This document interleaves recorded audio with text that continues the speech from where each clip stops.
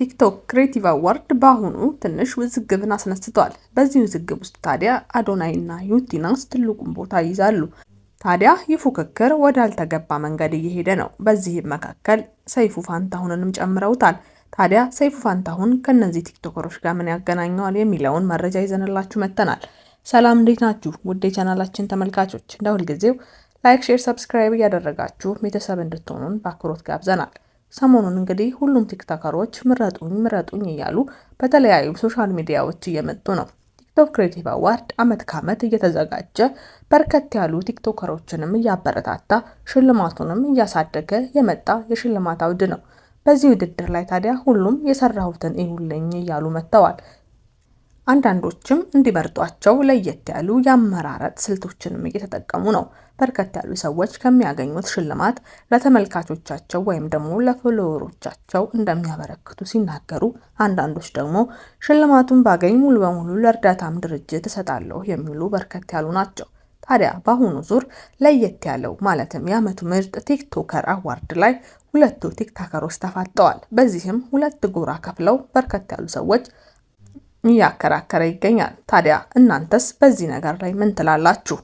በዚህ ዓመት የቲክቶክ ክሬቲቭ አዋርድ በዋናነት ማሸነፍ የሚገባው አዶናይ ወይስ ዩቲናስ?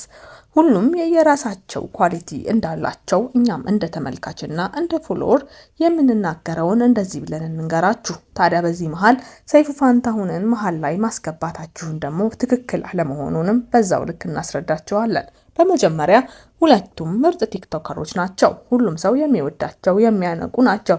በርከት ያሉ ቪዲዮዎችንም በዚህ ዓመት ለተመልካቾቻቸው አድርሰዋል። በመጀመሪያ ዩቲናስን በምናይበት ጊዜ ዓመቱን ሙሉ በጣም ምርጥና ድንቅ አቋሟን ያሳየችን ብርቱ ሴት ናት። ምንም አይነት ንግግር የማይበግራት፣ ያሰበችውን ነገር ከማድረግ ወደ ኋላ ማትል ብርቱ ሴት መሆኗንም ሁላችንም የምናውቀው ሀቅ ነው። እስካሁን ድረስ ብዙ ዛቻዎች፣ ማስፈራሪያዎችና አንዳንድ በጅምላ የሚነሱ ሀሳቦችንም ተቋቁማ እዚህ ላይ ደርሳለች። በተለይ ደግሞ ይሄኛውን ዓመት በርከት ያሉ ፊልሞቿን ወደ ህዝቡ አድርሳለች። እነዚህ አጭርና አስተማሪ ፊልሞች ታዲያ በትክክል በፊልሙ ኢንዱስትሪ ውስጥ ከምናያቸው ፊልሞች በላይ ከፍ ባለና በላቀ ፕሮዳክሽን የመጣ ነው። አንዳንዱ ፊልሞቿን በምናይበት ጊዜ አክቲንግ እንኳን ሳናደንቅ አናልፍም። ሴቱንም ወንዱንም ሆና መተወን የምትችልበትንም አቅም በደንብ ያሳየችን ናት። ታዲያ ይሄንን ፊልም በምናይበት ጊዜ አንዳንዴ ከቲክቶኩም ላክ ይልብናል። በሁለተኛ ደረጃነት አዶናይን በምናይበት ጊዜ እሱም እንዲሁ በዚህ ዓመት ላቅ ያለ አስተዋጽኦን በቲክቶክ ውስጥ ካሳዩን ሰዎች መካከል ነው።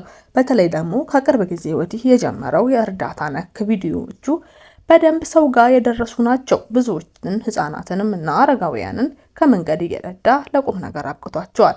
ያም ብቻ አይደለም፣ ብዙ ወጣቶችንም እያነቃቃ የራሳቸውን የሆነን ኮንተንት ይዘው ብቅ እንዲሉና በግድም ቢሆን ሰገጥ አርጋችሁ ታዋቂ ሆኑ እያለን ቆይቷል። ታዲያ ይህን ንግግሩን የተቀበሉትና የወደዱት ብዙ ሰዎችም ተለውጠውበታል። አሁን ላይ ሙሉ በሙሉ ወደ ሀገሩ ገብቶ እንግዲህ በኢትዮጵያ ውስጥ አንዳንድ ስራዎችንም እያደረገ ይገኛል። ከዚህ በፊት ውጭ ሀገር እንደሚኖርና በርከት ያሉ ችግሮችም ደርሰውበት እርዱኝ በሚል ሰበብ ወደ ሚዲያው ከመጣ ጀምሮ በዛው እውቅናን አግኝቶ እስካሁን ድረስ ለብዙዎች መንገድን ያሳየ ብርቱ ወጣት ነው። በእነዚህ በሁለት ቲክቶከሮች ፍጥጫ ታዲያ መሀል ላይ ሰይፉ ፋንታሁን መግባቱን እንዴት አያችሁት?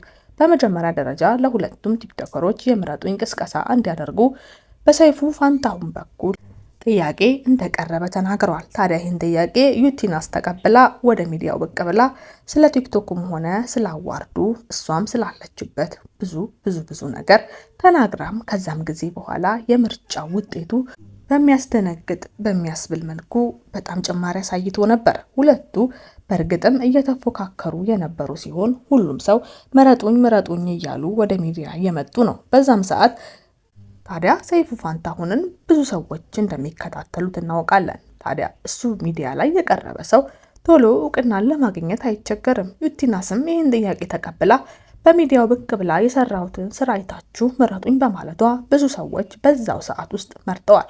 አንዳንዶች የምርጫው ቁጥር ቶሎ መጨመሩን ተመልክተው ምርጫውን እያጨበረበሩ ነውም ሲሉ ገስጸዋቸዋል። ታዲያ ለምን እሷን ብቻ ጋብዞ አዶናይን አልጋበዘም ያሉም የአዶናይ ደጋፊዎች አሉ።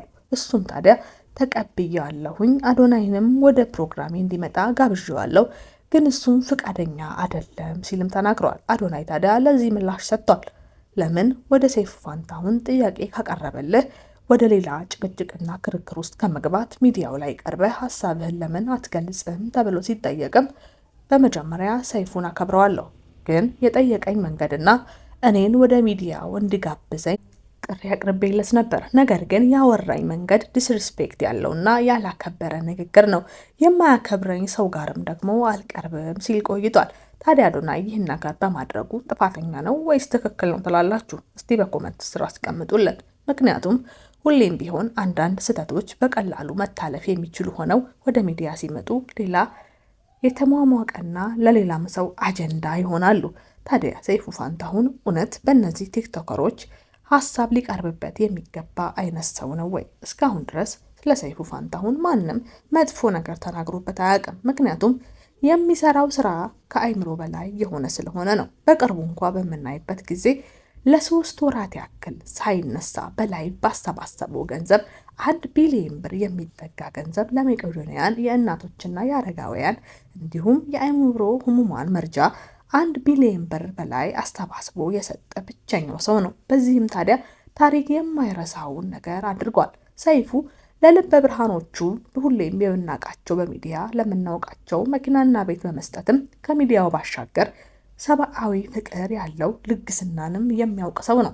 ታዲያ ይህ ሰው ረጅሙን ጊዜ የእድሜውን አጋማሽ በሚባል ደረጃ በሚዲያ ያሳለፈ ሁሉም ሰው የሚወደው ጥሩ ልብም ያለው ኢትዮጵያዊ ነው።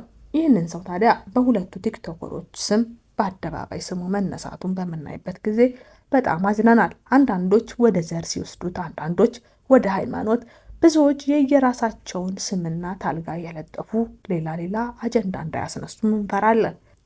ለሁሉም አቤት የሚል ድጋፍን ቀድሞ ያሳየ ከሁሉም በእድሜ ከፍ የሚል ነውና አንዳንድ ጊዜ እድሜያችንን የሚመጥን ሰው ጋር እንኳ ብንነጋገር ይሻላል። በገንዘብም በእድሜም በችሎታም ሆነ በእውቅና ከሚበልጠን ሰው ጋር አጉል አፍላፊ መግጠሙ አያዋጣም። ትናንት ያወቅናችሁ በቲክቶክ የመጣችሁ ሰዎች ይህንን ስራ ቀድሞ መንገድ የጠረጉላችሁን ታላላቆቻችሁን የማክበርም ግዴታ አለባችሁ። ዛሬ ላይ ሰው ወዶኛል፣ የወጣቱ ማህበረሰብ እኔን ይላልና የኔን ሀሳብ ይቀበላል በማለት የፈለገንን ነገር የመናገር መብት የለንም። አንዳንዴ እውቅና የሰጣችሁ ህዝብ ነገ ምን ሊላችሁ እንደሚችል አታውቁትምና ዛሬ ላይ በሰው በፈረዳችሁት ልክ በኋላ እናንተም ላይ የጅራፍ ያርፋል። ስለዚህም እንደ እድሜም ሆነ እንደ እውቅና ባላችሁም የስራ ልዩነት እርስ በራስ መከባበር ግድ ነው። አክብሮኛል፣ አላከበረኝም፣ እንዲህ አለኝ፣ እንዲህ አላልኩ እየተባባሉ አጉል አፍላፊ መከፋፈቱ መልካም አይደለም። ቲክቶክ ክሬቲቭ አዋርዱም በየአመቱ እንደዚህ አይነት እንከኖች አያጣውም።